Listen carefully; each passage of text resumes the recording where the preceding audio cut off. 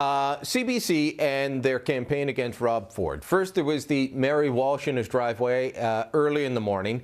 Then they do a hit job on him on the National. I mean, it's odd to see stories, just general stories about the mayor of any city in the National for no apparent reason, but they were doing them because it was Rob Ford's first-year anniversary as mayor. They did a hit job on him there. Now they're doing a hit job on him, it seems, with this story about the 911 call. Ford's released a statement. He admits he drops the F-bomb, but says he didn't direct it towards anyone, wasn't calling anybody names.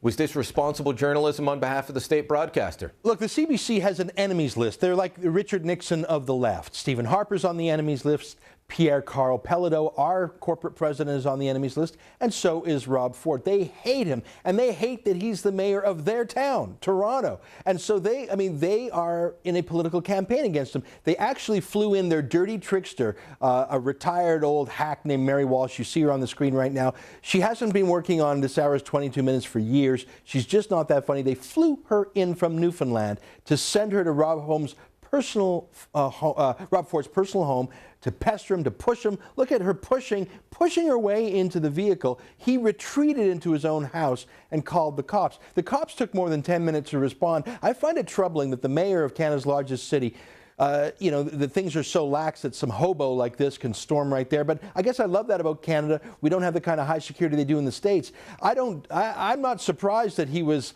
frustrated and that he swore in general. I take his word for it that he didn't swear at a 911 caller. But you know what? Even if he did, that doesn't excuse the CBC's trespass, assault, and the far worse crime is just not being funny. I mean, Mary Walsh has been doing that same old shtick for almost 20 years. It's just not funny. Here's my point, though, Brian. If this was CTV or Global or some other private broadcaster, I'd say that's their funeral. You know, bad for ratings. But when the government broadcaster using $1.1 billion in their bailout, you know, they got a corporate bailout last year of $1.1 billion, and they're asking for another one next year. When they're using your money and my money to fuel their vendetta against a politician they hate, that's when it's time to blow the whistle. You know what? Set them free from the government, Brian. If they want to use their own money to go to war against Rob Ford, free country. Oh, by the way, we do have property rights. You can't trespass on a man. You can't touch a man and block him from getting in his van. But let's put aside those crimes for now. I think the CBC is a disgrace. I think Mary Walsh was a lot funnier when she was drinking. And I think that both Peter Mansbridge and everyone else on that station who said that Mayor Ford swore at people, I think they owe him an apology if the tape shows that he didn't. Okay, well, we don't have the tape yet, but we do have Ford's statement. I want to get to that before we let you go, because CBC, without hearing the tape, reported that he called 911 operators bitches and he directed the F word towards them. So I'll read this before I let you go.